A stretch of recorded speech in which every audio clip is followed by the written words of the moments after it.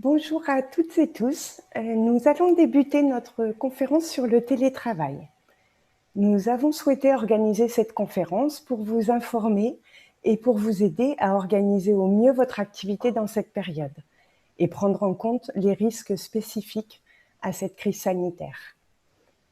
C'est pourquoi 9 services de santé au travail de la région Île-de-France ont décidé d'organiser collectivement cette conférence pour vous permettre de ne pas rester isolés face aux questions que vous vous posez.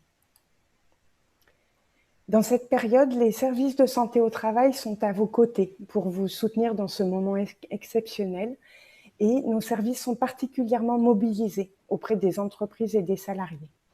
Le suivi de la santé au travail est assuré dans des conditions certes modifiées par l'ordonnance gouvernementale du 2 avril, permettant en particulier une priorisation des visites à effectuer tout en permettant aux employeurs de rester dans des délais réglementaires possibles avec les reports.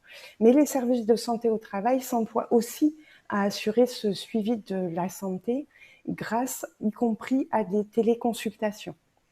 Les médecins du travail, infirmiers en santé au travail, intervenants en prévention des risques professionnels, psychologues du travail et assistants sociaux de votre service sont présents pour vous accompagner et vous conseiller, y compris au travers de permanences téléphoniques. Nous répondons à vos questions et vous mettons à disposition des guides et des fiches pratiques pouvant vous aider.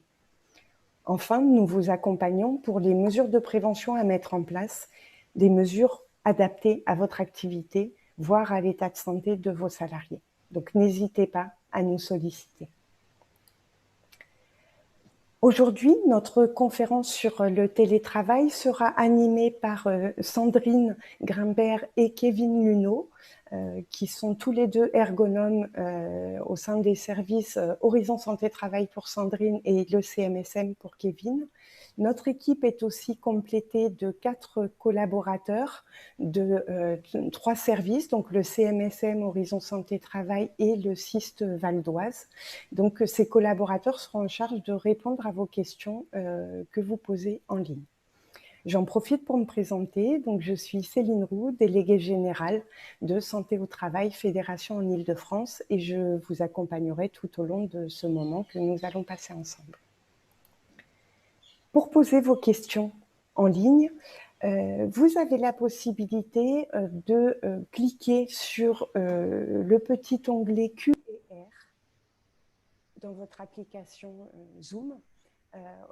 Un écran apparaît ensuite et vous pouvez taper votre question au travers de cet écran et en nous l'envoyant, des personnes en charge de répondre en ligne répondront à votre question. Si vous voyez qu'une question a déjà été posée par un autre participant, par exemple, vous avez la possibilité de cliquer sur le petit pouce, ce qui fera remonter la question en ordre de priorité pour que les collaborateurs puissent répondre en ligne. Vous avez la possibilité, au travers de cet écran aussi, de visualiser toutes les questions posées et les réponses qui ont été apportées à vos propres questions. Avant de passer la parole à nos deux intervenants, je tiens à vous préciser aussi que le support sera disponible dès la fin de cette visioconférence sur le site internet de la Fédération et que le replay sera aussi disponible plutôt demain matin, le temps de faire un petit montage vidéo, pareil, sur le site internet de la Fédération. Je laisse la parole à nos intervenants. Bonjour à tous, je m'appelle Sandrine Grimbert, donc je suis ergonome. Merci Céline pour cette présentation. Juste pour vous donner quand même quelques éléments sur le déroulement de ce webinaire. Nous allons démarrer par une petite introduction, puis on va aborder quelques généralités sur le télétravail, parce qu'il faut quand même avoir une certaine base pour pouvoir aborder les problématiques après. Ensuite, on va parler d'assurer le télétravail dans le contexte de reprise et de continuité d'activité. Et on va parler concrètement de pistes d'aménagement pour vos salariés que vous pourrez retransmettre ensuite dans un deuxième temps.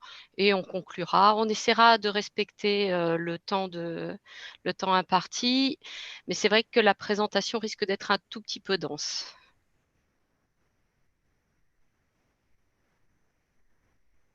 Céline?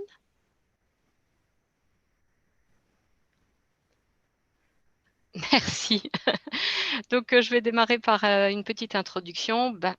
Le télétravail, certaines entreprises l'avaient déjà mis en place avant. La petite nouveauté et qui a fait que c'est devenu une généralité pour tout le monde, c'est que il y a eu un contexte épidémique. Donc, c'est vrai que du jour au lendemain, à partir du 17 mars, puisqu'il y a eu confinement, beaucoup de sociétés ont mis en place de façon massive et à temps complet le télétravail.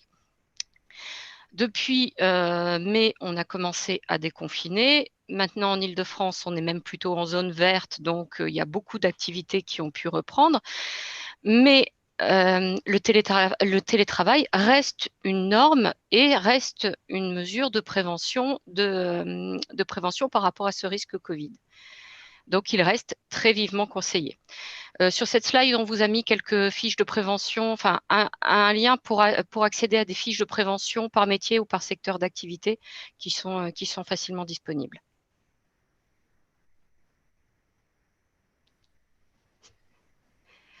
Alors, juste pour qu'on sache un petit peu quelles sont vos attentes, on voulait lancer un petit sondage pour savoir un petit peu dans quelle situation vous êtes actuellement. La situation aujourd'hui et la situation avant la crise sanitaire par rapport à ce télétravail. Ah oui, quand même. Ah non, d'accord. Pardon. On va laisser quelques secondes, effectivement, pour que tout le monde ait le temps de répondre un petit peu. Ah, c'est équilibré.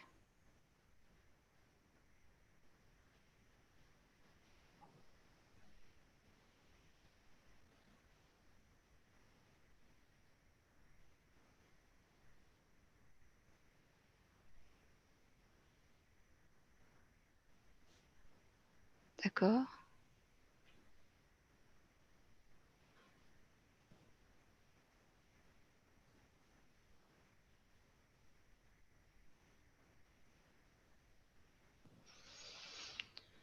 Ok. Alors, je ne sais pas si vous voyez les résultats du sondage. Euh, c'est intéressant, on s'en doutait un petit peu, le retour progressif des salariés en présentiel, effectivement, c'est la norme, c'est le déconfinement. Donc aujourd'hui, ça fait un certain nombre de semaines que les gestes barrières sont mis en place dans vos différents sites, que vous avez pu mettre les choses un petit peu à plat par rapport au risque Covid. Donc, le retour progressif des salariés en présentiel pour 40%, c'est plutôt une norme. Mais c'est vrai que on voit qu'il y a une bonne persistance du télétravail, sinon de toute façon, vous ne seriez pas en train de suivre ce webinaire. Ce qui est intéressant aussi, c'est de voir qu'avant la crise sanitaire, le télétravail était déjà existant pour 39% de manière cadrée, hein, donc formalisée avec vraiment une négociation. Pour 39% d'entre vous, ça a dû permettre quand même de faciliter un certain nombre de choses quand on a été confiné. C'est vrai que ça a dû être plus compliqué pour les gens qui n'avaient pas d'expérience du télétravail ni d'organisation spécifique, parce que du jour au lendemain, il a fallu répondre à un contexte un peu d'urgence.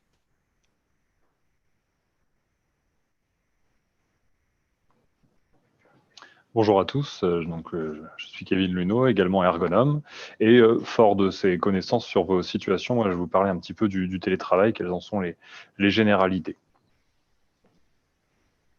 Déjà à propos de la définition du télétravail, ce qu'il faut retenir et ce qu'on peut remarquer dans la définition qu'on vous propose, c'est que le télétravail est une forme d'organisation du travail Donc, il y a bien des adaptations spécifiques à prendre en compte, avec la notion que le lieu d'exercice du travail est différent du lieu d'exercice habituel. On peut noter aussi que le lien contractuel avec le salarié est gardé. On peut même exercer dans le cadre d'un avenant au contrat de travail habituel. À préciser que le télétravail, dans des circonstances exceptionnelles, comme celles que nous venons de traverser, les circonstances d'épidémie, c'est une situation d'aménagement du travail qui permet d'assurer la continuité de l'activité tout en protégeant les salariés. De façon générale, en santé au travail, le télétravail peut être utilisé comme un aménagement pour éventuellement d'autres problèmes de santé, notamment liés à la mobilité.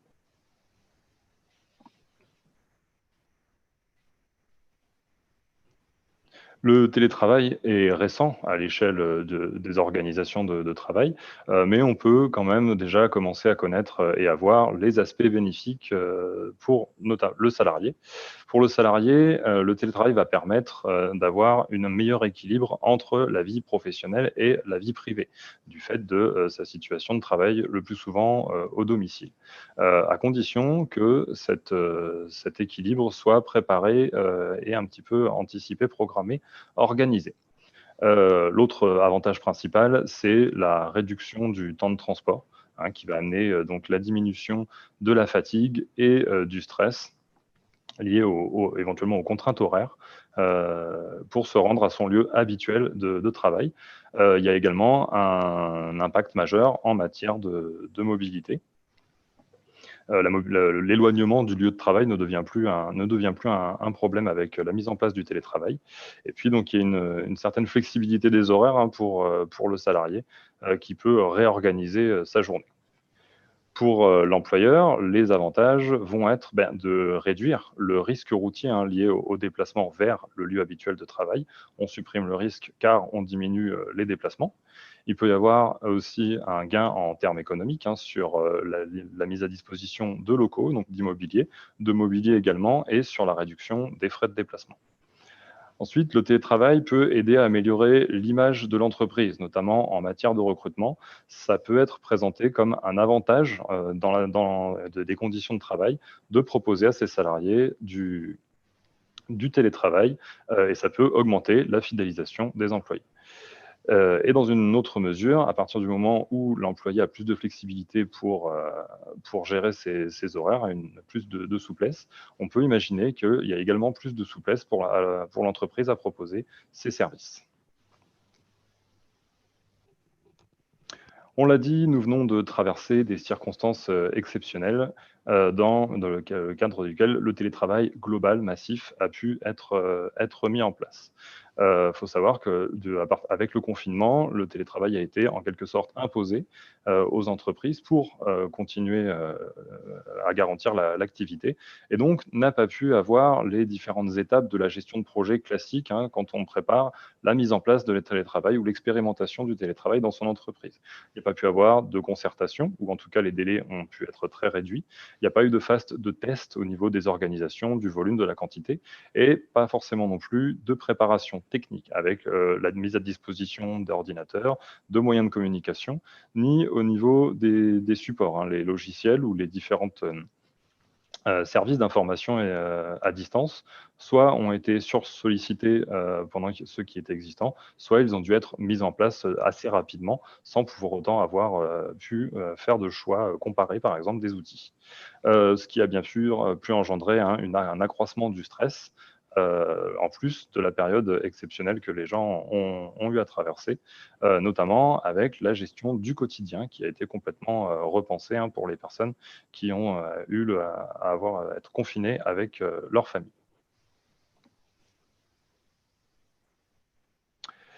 Le télétravail, il y a certains risques qui doivent être évoqués quand on parle du télétravail. Sans une préparation ou une réorganisation préalable, le risque pour le salarié va être principalement dans l'articulation entre sa vie personnelle et sa vie professionnelle. La flexibilité des horaires qui a été permise peut, si elle n'est pas cadrée, déborder et avoir un impact sur le quotidien, notamment dans le cas du confinement où il a fallu réorganiser, partager certains outils de travail. Tous les foyers n'étaient peut-être pas suffisamment équipés en nombre de PC, en connexion Internet suffisamment stable pour pouvoir travailler à long terme.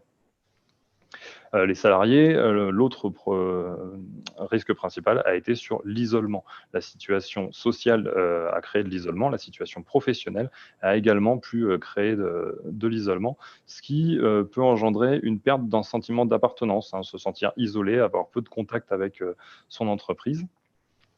La circulation de l'information est également plus difficile dans le cadre du télétravail. Il faut toutes les choses qui passaient sous la forme de conversation présentielle, hein, et c'est à ce moment-là qu'on se rend compte de tout ce qui peut passer comme information en présentiel. C'est beaucoup plus difficile à organiser. Donc l'entreprise doit réorganiser toute sa dynamique de communication interne et externe. La flexibilité et les horaires décalés, on a pu voir apparaître des conditions de surtravail avec des plages horaires qui pouvaient être bien plus importantes que les plages horaires de présentiel. On vous en reparlera un petit peu plus tard dans la présentation. Le télétravail peut poser des problèmes d'automotivation, hein, s'il n'y a plus l'émulation du collectif de travail, si on est habitué à travailler en équipe, son équipe projet, son collectif de travail, on peut rencontrer des difficultés de ce côté-là. Tout ce contexte, hein, toutes ces difficultés mises bout à bout vont contribuer à l'augmentation du stress. Donc, le stress, je le rappelle, hein, c'est le décalage entre la perception des ressources d'une personne et les demandes qui lui sont faites, donc en l'occurrence dans sa situation de travail. Et donc, mis tout bout à bout, hein, la situation sanitaire, la situation familiale, le fait de devoir tout réorganiser en même temps, peuvent conduire à des situations telles que le burn-out, tant il y a eu à gérer de choses en un court laps de temps, sans organisation préalable. Et puis pour l'entreprise, il y a certains risques qui vont devoir être pris en compte, notamment le contrôle des conditions de travail est bien plus difficile en télétravail. Il y a une inégalité, hein, de fait de l'accès au matériel mis à disposition, une plus grande difficulté à cadrer les horaires. Et quand on parle d'horaires plus importante, c'est pas forcément le même type de travail, hein. Comme le travail est pas forcément organisé de la même façon, travailler plus ne veut pas dire forcément travailler plus longtemps, ne veut pas dire forcément travailler plus et donc mieux. Il y a aussi le côté organisationnel qui rentre en compte dans le temps de travail supplémentaire. Donc, il y a une nécessité de réinventer, hein, le management et l'organisation. Le travail managérial est de fait un peu plus compliqué, un peu plus central. Et donc, le travail du manager devient plus important. Mais comment soutenir le manager? Quel niveau de supervision lui accorder par rapport à la mise en place du télétravail? Donc là, le manager en tant que ressource pour son collectif de travail qui va devenir plus importante. Il y a des notions du métier de manager qui peuvent muter ou qui peuvent apparaître nouvelles avec la mise en place du télétravail. Donc, c'est en quelque sorte un nouveau métier ou de nouvelles façons de faire pour le manager. Au niveau des collectifs de travail, il peut y avoir un risque pour l'entreprise de voir diminuer l'engagement de ses salariés, hein, on l'a dit tout à l'heure, baisse de l'appartenance, baisse de l'esprit d'équipe, dans un contexte où la communication interne est beaucoup plus difficile parce qu'elle va prendre d'autres modalités, passer par d'autres canaux. On va vous proposer un deuxième sondage. Alors, excuse-moi, il y a une question qui a été posée en fait sur la définition du stress que tu as évoqué tout à l'heure. Donc, en fait, oui, il y a stress pour une personne à partir du moment où les ressources dont il dispose ne permettent pas de répondre à une situation qui est effectivement vécue comme une situation un peu agressive pour cette personne. Donc, vous avez toujours un équilibre à respecter entre ce qu'une personne va vivre comme situation professionnelle et les ressources qui seront mises à disposition pour y répondre. Est-ce que j'ai répondu à cette question ou pas?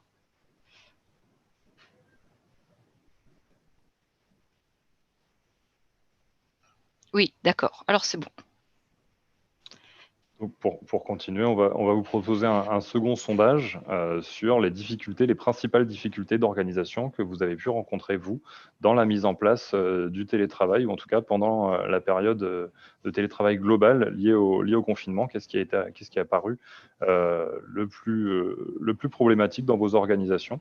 Ça va nous permettre un petit peu de détailler, hein, selon les résultats, de détailler après les recommandations qu'on va pouvoir vous apporter dans la suite de la présentation.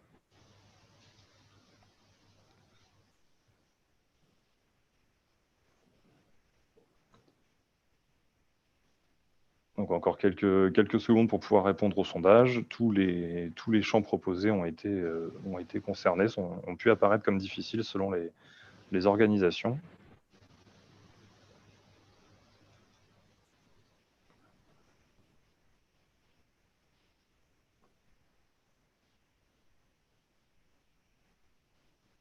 C'est assez équilibré, la tendance qui va se dégager.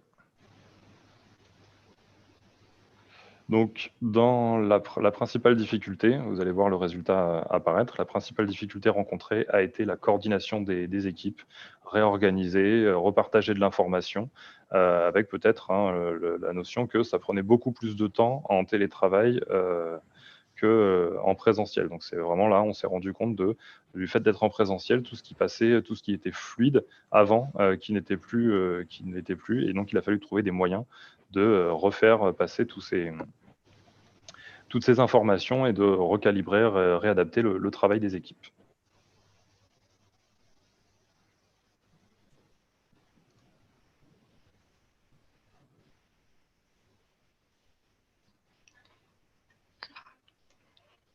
Ah, oui, excusez-moi, j'étais en train de regarder le sondage, je suis désolée, j'ai pris un peu de retard.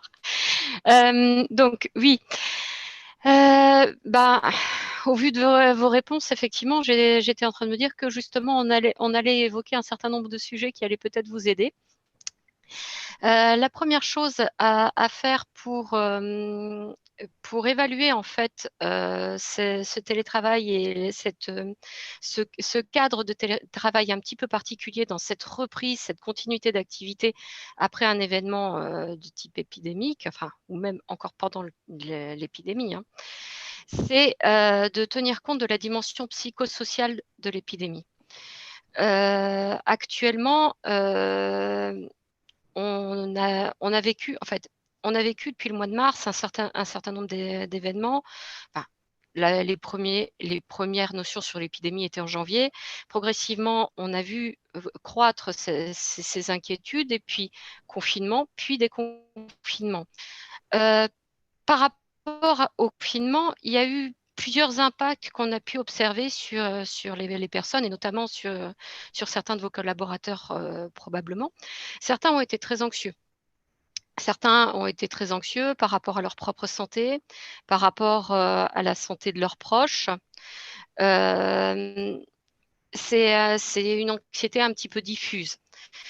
D'autres se sont retrouvés dans des situations, d'ailleurs l'un n'excluant pas l'autre, hein, d'isolement, avec une diminution du soutien en fait face aux problèmes, que ce soit les problèmes liés Covid, ou les problèmes professionnels, ou les problèmes personnels. Une personne qui a une vie sociale très active, mais qui vivait seule dans son studio à Paris, s'est retrouvée un jour seule face à un ordinateur dans son studio à Paris. L'aspect vie sociale a été un petit peu plus compliqué à conserver. Au-delà de ça, on peut noter aussi que pendant ce confinement, il y a eu certainement des événements sur le plan personnel qui sont venus directement impacter. Donc, on a vu notamment tous les appels dans les médias sur la montée des violences conjugales. On sait qu'en sortant de confinement, actuellement, il y a quand même un certain nombre de ruptures conjugales qui sont actées, des procédures en cours. Il y a un vrai impact social de ce confinement. Certaines personnes qui avaient un suivi médical à poursuivre l'ont mis de côté, ne sont quasiment pas sorties de chez elles et ont refusé effectivement de se faire suivre. Elles peuvent avoir décompensé certaines pathologies. Vous pouvez aussi avoir, vis-à-vis du travail, là de façon plus spécifique, des contextes de sous-charge de travail parce qu'une partie ne pouvait pas, une partie de l'activité ne pouvait plus se faire dans des conditions normales et donc sous-charge de travail, comme surcharge de travail parce qu'il a fallu répondre à des demandes qui étaient complètement atypiques sur la période. Il peut y avoir aussi des difficultés très pratico-pratiques avec le télétravail parce que personne n'avait franchement anticipé la situation et donc les outils n'étaient pas forcément là. Et c'est difficile à ce moment-là de s'équiper au dernier moment. Donc, certains de vos collaborateurs, c'est ce qu'on a évoqué tout à l'heure, pourraient aussi à ce moment-là avoir une sensation d'être un petit peu mis à l'écart, de plus avoir les liens sociaux au niveau du collectif de travail, de l'entreprise, des collaborateurs habituels, les coéquipiers, plus autant d'interactions et donc une perte d'adhésion et d'investissement au collectif et à l'entreprise. Et d'ailleurs, ça ressortait sur le sondage. Au niveau du déconfinement, à ce moment-là, il y a eu aussi une montée de certaines angoisses. On leur a dit pendant 2 mois, faut pas sortir de chez vous, et tout d'un coup, il faut sortir de chez soi et repartir au travail. Il peut y avoir vraiment une montée d'angoisse. Et en parallèle, vous avez d'autres de vos collaborateurs qui se sont retrouvés dans l'euphorie en faisant chouette, je peux enfin sortir, je peux enfin reprendre mon activité, je peux enfin retravailler. Le problème, c'est la rencontre entre les deux, entre la personne angoissée et la personne euphorique. Ça peut effectivement créer quelques soucis, quelques tensions au sein de vos équipes. Dans un deuxième temps, la personne euphorique va aussi se rendre compte que si elle reprend son activité, de manière physique au sein de votre entreprise, ce qui était le cas, hein. J'ai vu dans le premier sondage qu'il y en a quand même quelques-uns qui ont repris de façon physique en entreprise. Il y a un deuil à faire d'une certaine vie normale. On n'a plus tout à fait la même activité au sein de l'entreprise. En parallèle, il y a un petit point qu'on n'avait pas forcément évoqué jusqu'ici, c'est le doute par rapport à la capacité de l'entreprise à reprendre. On entend les discours très alarmistes sur l'économie, sur ce qui se passe pour différentes entreprises. Et on sait que ça va être compliqué pour beaucoup. Et du coup, il y a un doute sur son entreprise, un doute sur son emploi et tout l'impact sur sa vie autour. En même temps, au moment du déconfinement, on s'est rendu compte qu'il y avait une vraie évolution sociétale qui avait vraiment été mise en place par rapport à ce confinement. La personne qui s'est retrouvée coincée dans un studio dans Paris actuellement est peut-être en recherche d'un appartement ou d'une maison beaucoup plus loin de Paris. Et là, tout d'un coup, maintenir ce télétravail au-delà de cette période Covid, ça va vous permettre de garder ce salarié, garder cette expérience professionnelle, garder ce collaborateur que vous avez formé et qui est bien dans son équipe. Alors que, effectivement, il n'a plus envie de la même vie qu'avant.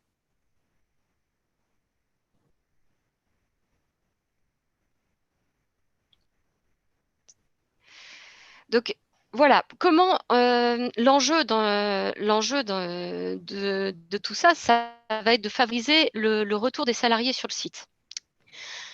Bon, on est d'accord, on n'est plus confiné, le télétravail complet n'est plus la norme. Mais par contre, effectivement, ça reste un élément intéressant pour cette période encore Covid où on doit on doit maintenir des gestes barrières au sein de l'entreprise. Ça reste aussi très intéressant parce que comme vous n'avez plus la possibilité d'avoir le même nombre de travailleurs sur les mêmes open space et dans les mêmes bureaux, le télétravail doit rester au moins à temps partiel. Et surtout, s'il y a une chose qu'il faut entendre, c'est que vous ne pouvez pas faire on-off. On ne peut pas passer directement de tout télétravail à tout sur site. ça va être extrêmement compliqué. Ça peut être vécu comme assez traumatisant pour les salariés, le déconfinement complet, global, immédiat. Il vaut mieux effectivement poser un cadre assez bienveillant et rassurant autour de ce télétravail. La première chose, c'est on va essayer d'anticiper un petit peu le retour, d'anticiper la nouvelle forme de télétravail qu'on va devoir mettre en place. Donc, il faut estimer l'absentéisme. Tout le monde ne peut pas revenir. Tout le monde ne peut pas revenir sur site. Tout le monde ne peut pas même poursuivre son activité actuellement parce qu'ils peuvent être malades, ils peuvent être en garde de personnes malades, ils peuvent être en garde d'enfants, parce que même si les écoles reprennent la semaine prochaine, ça va être un peu compliqué, étant donné que les périscolaires ne reprennent pas non plus. Donc, il va falloir gérer tout ça. Donc, il faut vraiment estimer l'absentéisme, estimer les possibilités de reprise de travail de chacun. Estimer donc aussi donc les personnes qui ne pourront pas se rendre sur site parce que 1 ou 2 heures de transport, est-ce que le métro va pouvoir assurer voilà. Donc il y a tout ça à prendre en considération. Il faut aussi informer l'ensemble des salariés sur les dispositifs qui existent et auxquels ils peuvent faire appel. Il faut communiquer, ça va être un élément essentiel, communiquer, informer les salariés sur les modalités de reprise, à la fois sur le site, mais aussi les modalités que l'on va mettre en place pour le télétravail. Donc les nouvelles modalités d'organisation, avec qui vont pouvoir revenir, quel jour, comment. Est-ce qu'il va y avoir des espaces d'échange? Ce seront des échanges virtuels, des échanges en rencontre, en tête-à-tête avec un manager. Il faut pouvoir communiquer, informer et organiser tout ça. Il faut rassurer sur la mise en place des mesures sanitaires. Les personnes qui doivent revenir sur site veulent revenir avec le moins d'anxiété possible. Et à propos d'anxiété, il faut éviter les discours anxiogènes. Idéalement, le dirigeant de l'entreprise doit être en mesure de rassurer sur les perspectives d'avenir et de valoriser les valeurs du collectif et valoriser en fait aussi le fait que aujourd'hui ce télétravail, il a été initié pas forcément dans des conditions idéales, mais ça peut être quelque chose qui est positif pour la suite de l'entreprise, puisqu'on a repensé l'organisation de l'entreprise, on a été obligé de se réinterroger sur les choses et on va pouvoir repartir du bon pied.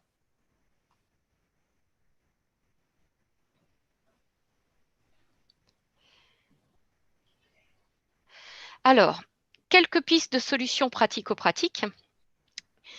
Vous pouvez, même si vous avez déjà repris, envisager de faire un mini sondage quand même pour voir un petit peu comment se situent vos salariés par rapport à leur pratique professionnelle aujourd'hui, comme aussi comment ils se situent par rapport à d'éventuelles difficultés un peu plus personnelles et s'ils ont besoin de votre aide, effectivement. En fonction de la taille de l'entreprise, prévoir une réunion de retour des salariés, ça permet aussi de remettre du collectif, de remettre des valeurs au sein de l'équipe. Un entretien individuel avec chaque salarié par un manager, par le service RH, vous vous organisez comme vous pouvez au sein des entreprises. Vous n'avez pas tous les mêmes tailles, pas tous les mêmes besoins. Donc, vous voyez qui est le plus à même de le faire. Mais ça permet de prendre en considération réellement des critères individuels qu'on avait peut-être eu des difficultés à estimer en amont. Proposer des webinaires aux salariés avec toutes les informations sanitaires et toutes les informations de prévention, mais ça continue aussi à créer ce lien et ça montre aussi que vous faites attention à eux et que c'est important qu'ils réadhèrent à l'entreprise. Transmettre les coordonnées du médecin du travail, du psychologue du travail, de l'assistante sociale, de la personne ressource. Parfois, certaines entreprises, vous pouvez être dans ce cas, ont même souscrit à un service d'aide téléphonique pour les salariés. pensez à redonner régulièrement ces liens, ces numéros de téléphone, ces possibilités de faire appel à quelqu'un de compétent sur les difficultés rencontrées.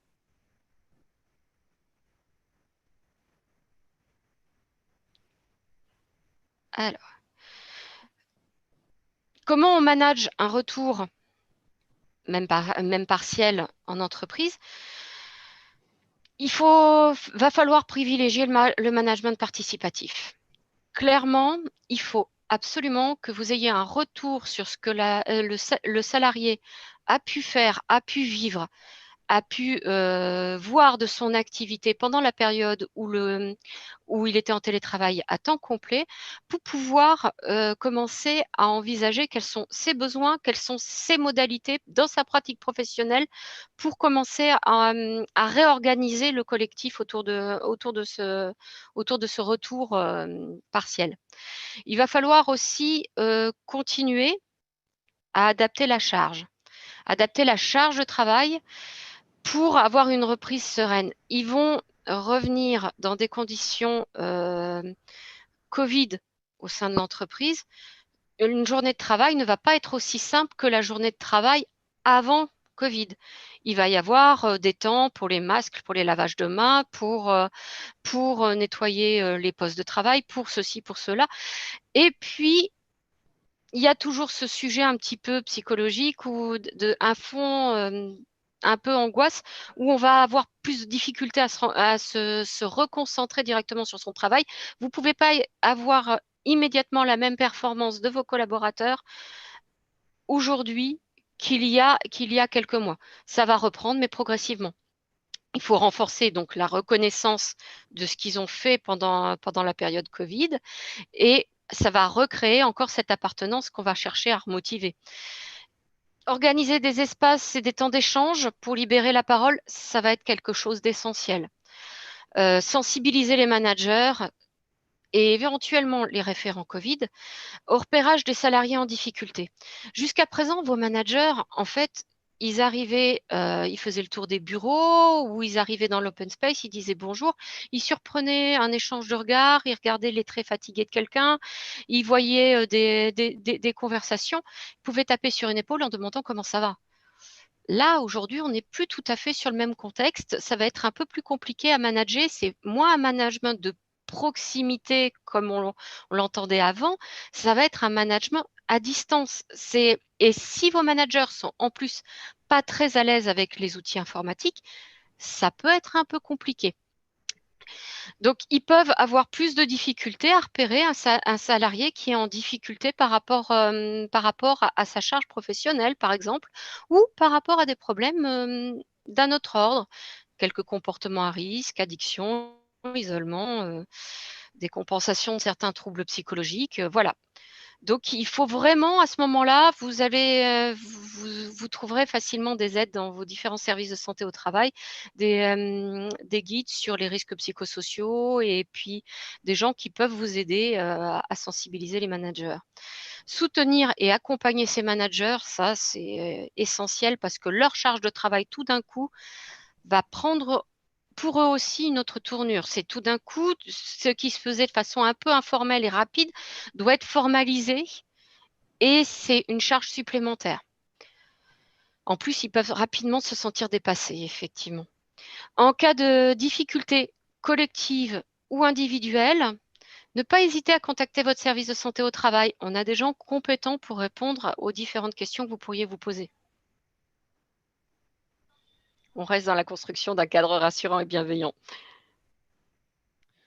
Je vais vous parler maintenant de comment redéfinir la pratique du télétravail à partir de l'expérience imposée du confinement, selon le niveau de votre entreprise. Donc, soit vous aviez déjà ou pas du télétravail dans votre façon habituelle de vous organiser dans les conditions de travail habituelles.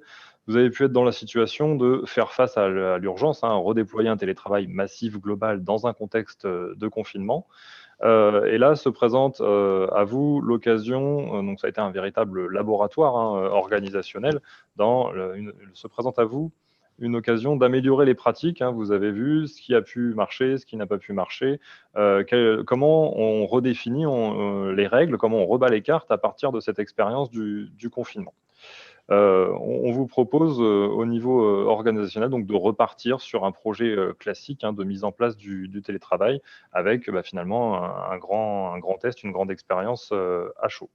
On vous propose trois mots-clés, 3 lignes directrices pour organiser votre modification des règles du télétravail ou pour implanter de façon plus cadrée le télétravail dans l'entreprise, que sont la souplesse, la bienveillance et la confiance, des mots-clés que vous avez peut-être pu voir entre guillemets à la mode, que vous avez pu voir souvent, mais qui vont apporter un cadre rassurant, qui vont continuer à entériner ce cadre rassurant dans vos pratiques organisationnelles donc et managériales.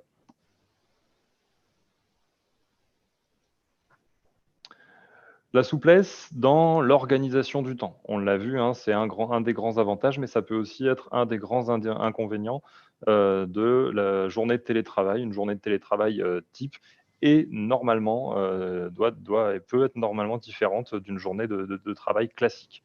Les horaires peuvent être différents, les plages de contact peuvent être différentes. Il y a à redéfinir avec les salariés les plages et les horaires de contact. On peut se rendre compte de différents cas de figure.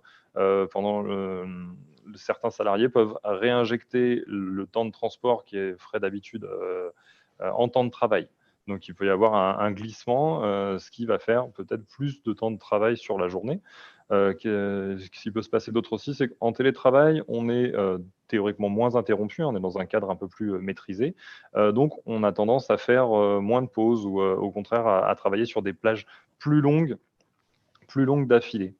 Et puis, il va y avoir tout ce qui va être la vie quotidienne qui va s'insérer de façon différente. Si on prend l'exemple de la pause déjeuner, on n'a plus accès au restaurant d'entreprise, on n'a plus accès au même lieu de restauration habituel. On va peut-être se faire à cuisiner ou faire ses courses soi-même, ce qui va changer la nature de la pause de déjeuner. Elle va être plus longue, elle va demander une autre organisation en amont ou pendant. Donc, les cartes vont être rebattues. Ce n'est pas parce qu'un salarié travaillera plus longtemps que les horaires habituels de bureau que ce sera forcément inefficace ou dangereux, que ce sera une situation de surtravail, mais il faut que l'organisation, elle, puisse mettre en place des garde-fous, des vigilances dans le dépassement des horaires. Et puis, on peut prioriser aussi, donc, dans le contexte de ce qu'on appelle le droit à la déconnexion, le fait de tout le temps répondre, de tout le temps être sollicité, le tri des informations urgentes, non urgentes. À partir de quel moment de la journée j'arrête de répondre.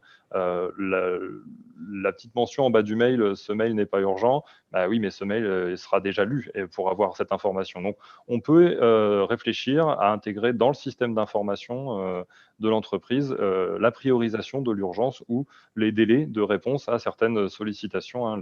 L'appel de la notification ne doit pas être impacté sur l'envie d'arrêter sa journée de travail du salarié. Et puis donc pour tout ce qui est circulation de l'information en télétravail ou pendant le confinement, certaines décisions ont pu être prises de façon moins concertée, donc avec moins de remontées de terrain. Je prends l'exemple quand il y a une modification organisationnelle, il y a les éventuels bruits de couloir qui vont dire, voilà, il y a ça qui va sortir, il y a ça qui va se passer, ce qui va laisser aux salariés le temps de se projeter. Tiens, s'il y a ça qui va être modifié, si la nouvelle règle, c'est celle-ci, j'en ai entendu parler de façon un petit peu off parce que j'étais au bureau, j'ai le temps de me projeter, j'ai le temps de m'imaginer une réorganisation et j'ai le temps de faire quelques remontées sur un projet qui est en cours d'élaboration parce que j'aurais été au courant.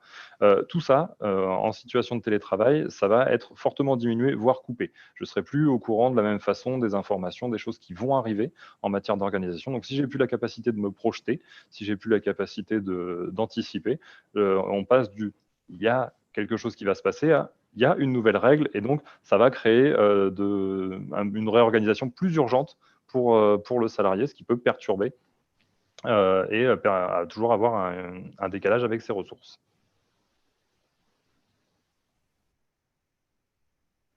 La souplesse, il faut aussi la mettre en œuvre dans les missions et la charge de travail. Donc, le confinement a été l'occasion de redéfinir la charge de travail, de redéfinir les objectifs de chacun.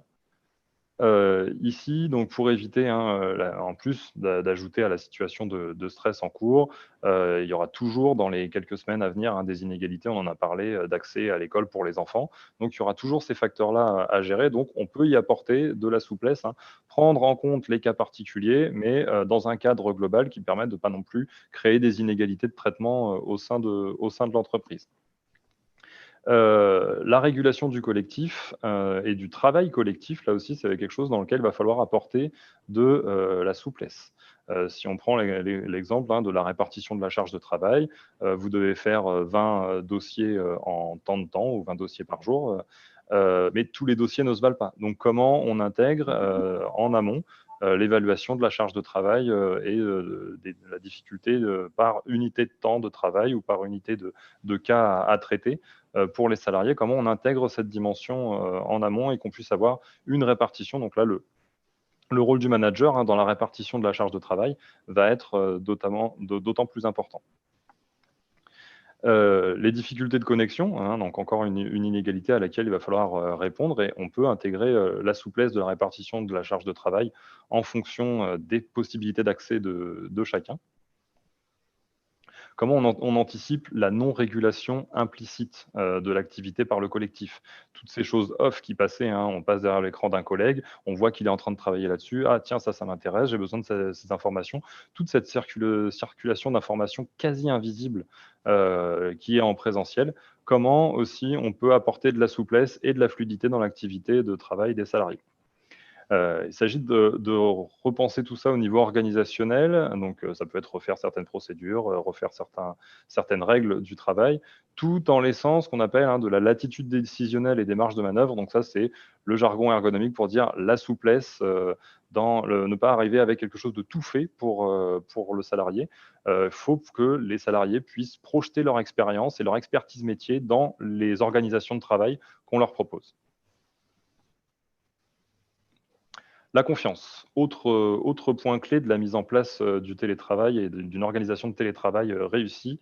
La confiance, il ne faut pas laisser s'installer une sensation ou un sentiment de suspicion quant à la qualité ou à la quantité de travail qui est fourni au domicile. Ce n'est pas loin des yeux, loin de la qualité habituelle du travail.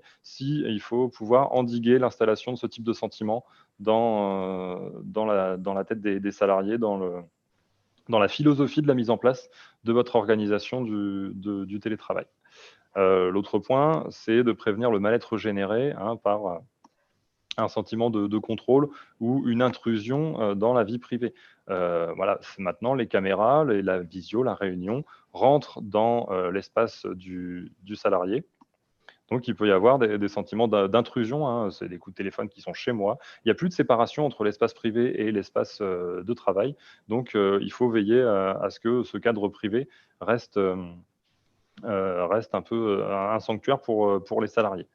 Attention, en matière de surveillance, il y a des législations qui existent. Les outils de contrôle de l'activité, des temps de connexion, doivent répondre toujours à 3 principes. Celui d'être légitime et de ne pas constituer une violation de la vie privée du salarié. Le salarié doit être tout le temps informé quand des processus de contrôle de ses connexions ou de son activité sont mis en œuvre. Au niveau de la confiance, il va falloir aussi rassurer sur les preuves de travail. Peut-être que dans la réorganisation avec le confinement sont apparues des nouvelles sortes de reporting pour rendre compte de ce qui a été fait. Donc, on peut les réinterroger dans la mesure où le reporting peut générer du travail supplémentaire. Je fais, et puis en plus, je dois dire que j'ai fait. On peut imaginer des choses.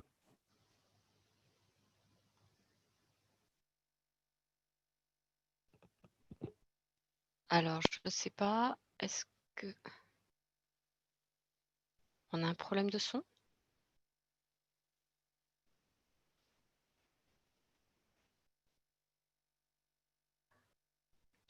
Effectivement, on n'entend plus Kevin. Ah, Kevin? Donc,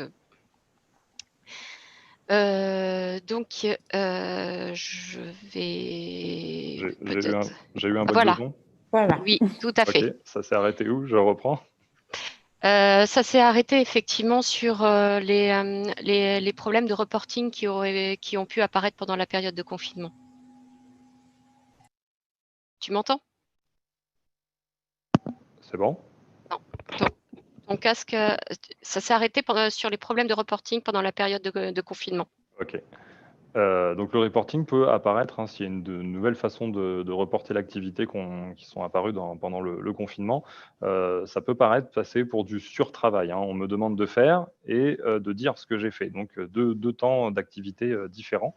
On va préférer faire intégrer le système de reporting directement dans le système d'information habituel des salariés, que finalement le comptage de l'activité soit réalisé en même temps que la production de l'activité. Je fais et c'est l'ordinateur qui compte ou le logiciel qui compte tout seul ce que j'ai fait. Ou alors privilégier un management par l'objectif, donc plutôt que de donner une tâche aux individus, voilà, faites, puis dites-moi ce que vous avez fait, on va leur demander de leur donner l'objectif directement dans la consigne. Faites ceci en temps de temps et organisez-vous comme vous voulez dans le délai imparti. Je vais les écouter. Je vais attendre. Je vais répondre aux questions Alors, dans le chat. je ne sais pas qui on entend C'est bon, derrière. ça a été résolu. D'accord. Le dernier mot-clé qui peut guider votre réorganisation et la mise en place de nouveaux process concernant le télétravail, ça va être la bienveillance. La bienveillance, on l'a vu, pour prévenir l'isolement du télétravail. On l'a déjà évoqué dans cette présentation, mais ça va être une valeur centrale. Pendant le confinement, l'entreprise apparaissait comme la seule chose peut-être stable sur laquelle on pouvait se projeter. Il y avait des incertitudes au niveau de la sortie de la vie sociale à l'échelle de la semaine. L'entreprise, c'était peut-être la seule chose qui pouvait donner un cap aux salariés. Et donc, l'entreprise apparaît comme celle qui peut, à l'heure actuelle, permettre de rajouter un petit peu une couche de psycho ou de social. Et donc de limiter l'isolement des télétravailleurs, donc dans un contexte de post-confinement, et puis après pour la suite. À intégrer dans l'organisation du travail un moyen de prévenir la violence externe. On prend l'exemple de clients difficiles, quand il y a une altercation ou une conversation un peu conflictuelle, il y a toujours, quand on est en présentiel, une régulation collective. Oula, je tombe le casque, je raccroche le téléphone et je débriefe un petit peu avec les collègues autour. Faut pouvoir anticiper que en situation de télétravail, il n'y aura pas ce petit niveau de soutien. Et quelles procédures, quels sont les filets de sécurité qu'on met en place pour le salarié, pour ne pas le laisser seul face à cette situation un petit peu violente qui peut un peu perturber la journée ou à la longue avoir attaqué un petit peu le moral du salarié. On est dans une période qui va, on l'a dit, fortement solliciter les managers. Leur métier va être un petit peu recomposé. Ils vont avoir à gérer des situations émotionnelles inédites de façon plus importante. Et ils n'auront pas tous les mêmes marges de manœuvre. On a parlé de souplesse. Ils n'auront pas tous les mêmes marges de manœuvre pour réajuster l'organisation. Donc, on surveille les managers et on modifie aussi l'organisation du travail des managers. Dans le contexte actuel et la réorganisation, apparaît comme très important la formation des managers.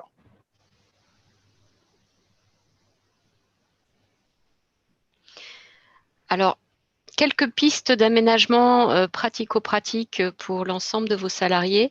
Donc ça vous permettra effectivement de pouvoir les évoquer et de revenir vers eux peut-être aussi pour entamer une discussion sur le sujet. Ça permet de glisser aussi sur d'autres sujets derrière. Hop. Première chose, en télétravail, il y a déjà toute une phase environnement. Vous êtes là, dans ce cadre-là, au domicile de la personne. Idéalement, pour télétravailler, il faut une pièce dédiée. Un bureau bien séparé du reste de la maison, où quand on ferme la porte, on est au travail. Bon, faut pas se leurrer, en Île-de-France, c'est quelque chose qui est un petit peu compliqué. Tout le monde n'a pas cette disposition dans des appartements qui sont plus ou moins grands. Donc là, il va falloir trouver un moyen de recréer cet espace, même tout petit, hein, mais créer un espace dédié au travail où quand on se met à cet endroit-là, pour soi comme pour l'ensemble en fait des gens que vous aurez autour, donc la famille, vos conjoints, vos colocataires, il faut à ce moment-là que cet espace soit pour tout le monde identifié comme un espace travail. Et quand je suis là, je travaille. Ça va limiter ces interactions vie privée, vie professionnelle. Pour information, juste comme ça entre nous, le canapé et le lit ne sont pas des espaces de travail adaptés. Je vous jure. On peut s'y mettre pendant 3 minutes parce que c'est un peu confortable et que le coussin est douillet, mais à terme, ça va avoir de vraies répercussions sur votre dos, vos cervicales, vos épaules, vos coudes, vos poignets, enfin, plus donc tout le reste, hein, je vous passe les détails. Donc, on reste sur un environnement un peu travail. La table de cuisine, ça peut être une option, mais parfois on n'a pas trop le choix. Sachez juste que les tables de cuisine, la plupart du temps, sont un tout petit peu plus hautes que les bureaux. Donc à ce moment-là, il va falloir se recaler par rapport à la hauteur de la table de cuisine. Et quitte à bricoler effectivement un espèce de repose-pied. Alors aujourd'hui, on n'a plus à le bricoler, on peut aller l'acheter, mais rester effectivement à une hauteur qui est compatible au niveau des bras par rapport à cette table. Bon, évidemment, la chaise de cuisine ne présente pas tout à fait les mêmes réglages qu'un siège de bureau. Alors là, il va falloir trouver des solutions, hein. Soit on investit dans un siège de bureau, mais dans ce cas-là, on n'a pas forcément les espaces, etc. Donc, ça peut être aussi notre contrainte. Soit on va trouver le siège le plus confortable possible et puis on va recaler avec des coussins. Donc, voilà, on va essayer de trouver d'autres solutions. Le poste informatique. Alors, en télétravail, globalement, la plupart du temps, ça va être le portable. Le portable, c'est génial comme outil. C'est un très bon outil de travail. C'est un outil de mobilité. C'est pas un outil fixe. À partir du moment où vous travaillez pendant plus de 2 heures d'affilée sur un portable sans accessoires supplémentaires, ça va être un tout petit peu, merci pour la slide. Ça va être, vous risquez en fait d'avoir des troubles musculo-squelettiques qui vont apparaître. On est comme l'ordinateur portable à l'écran qui est directement solidaire avec le clavier. Vous devez faire un choix dans votre posture, mais va y avoir forcément une contrainte sur votre corps et donc ça risque de faire mal à un moment ou à un autre. Donc, le portable, on ne va quand même pas le jeter, hein, je vous rassure. Idéalement, il faut lui rajouter des outils. Il faut lui rajouter des accessoires. Les accessoires indispensables pour votre portable, c'est le clavier, la souris. À partir de là, on remonte l'écran de l'ordinateur portable en rehaussant sur une boîte à chaussures ou sur plusieurs livres, comme vous pouvez le voir sur la petite jeune fille qui sourit là. Et on met l'écran à hauteur des yeux. Donc, ça veut dire le haut de l'écran à hauteur des yeux. Donc voilà, ça, c'est pour l'aspect portable. Mais il y a des accessoires indispensables à mettre en... Et puis pour les réglages du siège, donc on se doute bien que tout le monde n'a pas accès à son domicile en situation de télétravail au même type de siège que ce qui est à disposition au bureau. Là, l'idée, c'est plutôt, on vous transmet les grands principes pour que vous puissiez informer les salariés de comment arriver à s'installer de façon plus confortable en réduisant les contraintes pour le corps, hein, dans la position assise. Déjà, on s'assoit au fond du siège et on repose le dos contre le dossier, hein. Le dossier, il est fait pour nous maintenir le dos. On doit transférer du poids du corps dans le dossier. Sinon, on vous laisse vous asseoir sur un tabouret toute la journée. Régler la profondeur d'assise. Donc la profondeur d'assise, hein, c'est le fait que la partie sur laquelle on s'assoit avance ou recule, on peut la régler quand ce réglage est présent. On peut la régler pour qu'elle soit à peu près équivalent à la longueur de la cuisse. Le réglage principal, qui est le réglage de la hauteur de l'assise, hein, se fait par rapport aux membres supérieurs. Le but, c'est d'avoir les bras le plus en appui possible sur notre plan de travail. Et pour se repérer, hein, on peut dire qu'une fois qu'on a un angle entre le bras et l'avant-bras qui fait 90 degrés et le même angle entre la cuisse et la jambe, on a une chance d'être bien installé, d'avoir réduit le maximum de contraintes de la position assise. Si on a des accoudoirs, on peut les positionner au même plan que notre plan de travail. On est au même niveau de façon à avoir le bras le plus à plat possible et le plus soutenu possible. Pour ce qui va être le support lombaire, hein, donc la petite partie arrondie qui est dans le dossier, hein, tous les dossiers ont une petite forme arrondie. On essaye de la faire coïncider avec le creux de nos lombaires. Bien sûr, hein, comme l'a dit Sandrine, là, après, pour cette partie-là, vous pouvez adapter avec tous les coussins que vous pouvez avoir à disposition chez vous.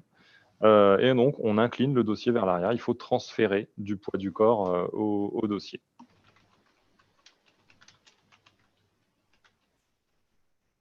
Et puis pour les pauses, hein, donc dans la journée, hein, moins d'interruptions parce qu'on est au télétravail, il n'y a pas d'interruption de collègues, il n'y a personne qui peut passer nous demander de choses dans l'encadreur de la porte de notre bureau ou sur le plateau de l'open space. Donc on va avoir le temps, on va avoir moins tendance à faire de pauses, donc il faut s'autodiscipliner sur les pauses à réaliser. On peut prévoir des pauses en fonction du changement d'activité, entre deux réunions, entre le moment où on fait de la saisie ou où on est sur un travail de conception. Les temps qui sont recommandés, hein, c'est de faire 5 minutes toutes les heures si on est en situation de saisie, 10 minutes toutes les 2 heures en cas de travail de conception. Éviter de surveiller l'écran dans le changement d'activité, hein, le rapport avec la surveillance de la boîte mail, l'appel de la notification. Quand on est en pause ou en changement d'activité, il faut vraiment pouvoir couper avec l'écran. Mais retenez que le principe, hein, le plus efficace pour les pauses, c'est qu'elles soient fréquentes et courtes.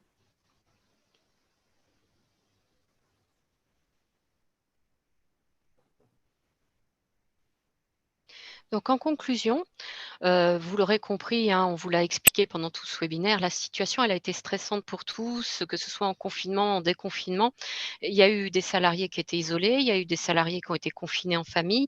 Il va falloir prendre en considération tous ces éléments un petit peu particuliers et les remettre dans un collectif.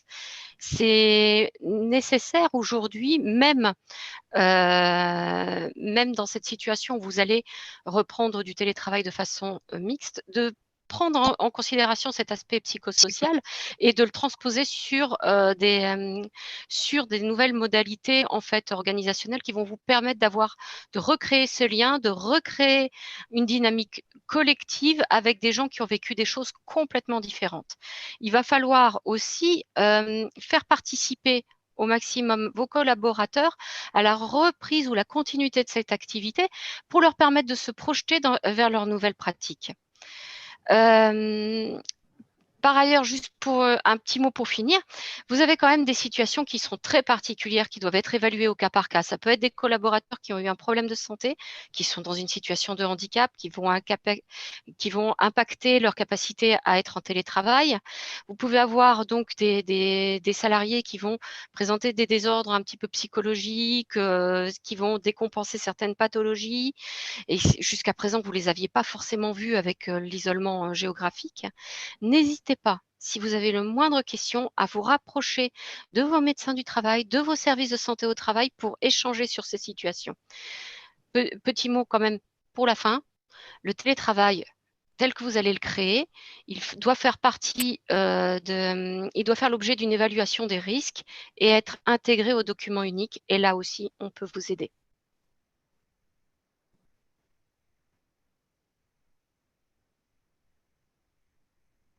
En toute fin de ce webinaire et du support que vous aurez à votre disposition à l'issue du webinaire, vous retrouverez les références qui ont permis aux animateurs de vous proposer ce contenu. Vous retrouverez aussi les liens de contact vers vos différents services de santé au travail.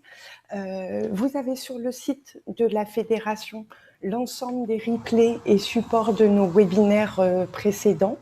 J'en profite pour vous informer, si vous n'avez pas cette information à votre disposition, sur l'organisation d'un webinaire demain matin à 11 h à destination des salariés pour les aider à bien vivre leur télétravail, donc que ça soit en termes d'aménagement de leur environnement de travail, mais aussi sur des questions d'hygiène, de vie, par exemple, et d'horaire de travail.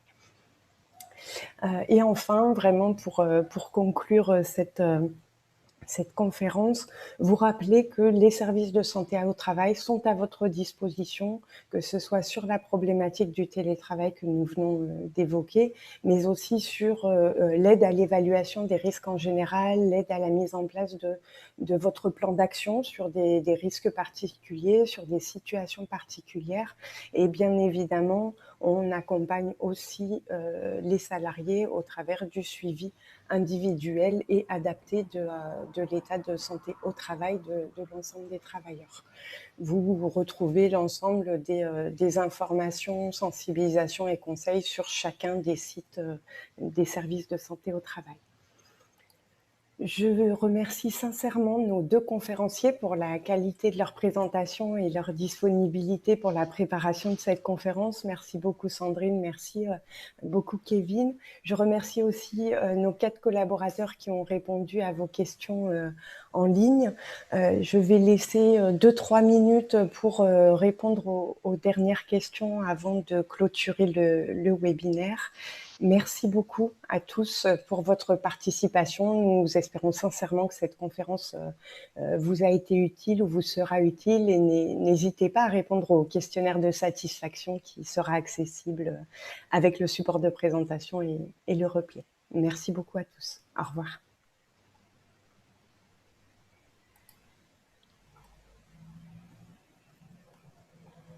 Au revoir à tous. Merci. Au revoir.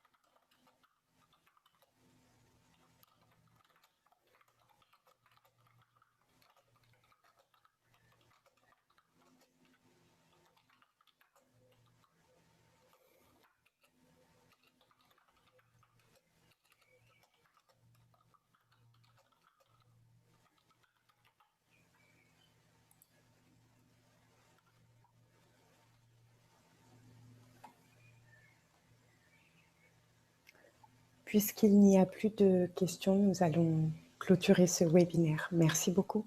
Au revoir.